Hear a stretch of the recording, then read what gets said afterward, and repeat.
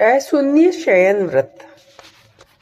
चातुर्मास के 4 माह के दौरान हर माह के कृष्ण पक्ष की द्वितीय तिथि को यह व्रत श्रावण मास से शुरू होकर भाद्रपद, आश्विन और कार्तिक मास के कृष्ण पक्ष की द्वितीया को भी किया जाता है।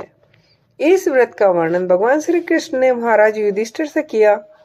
इस व्रत में माता लक्ष्मी और भगवान विष्णु की पूजा विधि विधान से की जाती है। ऐसा माना जाता है कि जो भी इस व्रत को सच्चे मन से पूर्ण करता है उसके जीवन और घर परिवार में हमेशा सुख शांति बनी रहती है। इस व्रत को पति पत्नी दोनों एक साथ पूर्ण करें तो जन्मों तक साथ मिलता है। अशून्य द्वितीया का अर्थ है कभी अकेले ना रहना।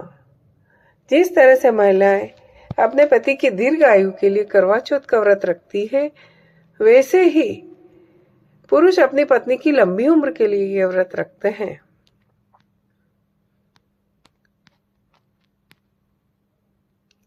इस लक्ष्मा न शून्य वरद यथा ते शयन सदा सय्या माम्य शून्यास्तु तदात्र मधुसूदन।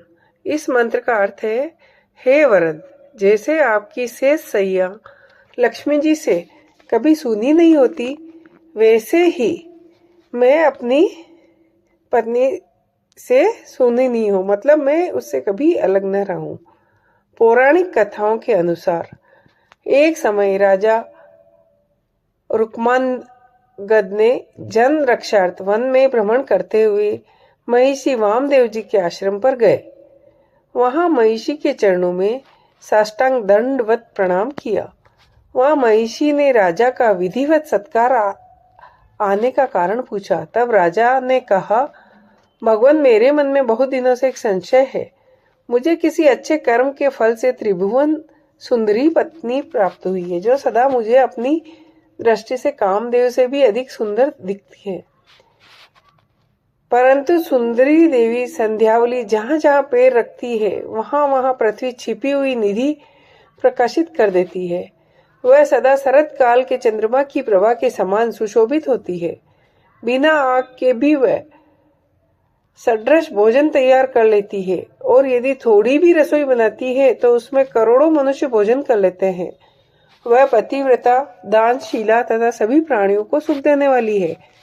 उसके गर्भ से जो पुत्र उत्पन्न हुआ वह सदा मेरी आज्ञा से पालन में तत्पर रहता है। प्रभु, मुझे ऐसा लगता है इस भूतल पर केवल मैं ही पुत्रवान हूँ, जिसका पुत्र पिता का भक्त है, गुणों में संग्रह में पिता से भी बढ़ के है।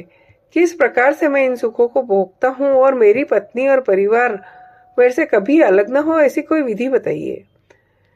तब ऋषि ने कहा, तुम भगवान विष्णु और लक्ष्मी का ध्यान करो। श्रावण मास से शुरू करके भाद्रपद, अश्विन और कार्तिक मास के कृष्ण पक्ष की द्वितीया को अशून्य शयन व्रत करो। जन्मों जन्मों तक तुम्हें अपनी पत्नी का साथ मिलता रहेगा। सभी भोग ऐश्वर्य पर्याप्त मात्रा में मिलते रहेंगे। जय हो।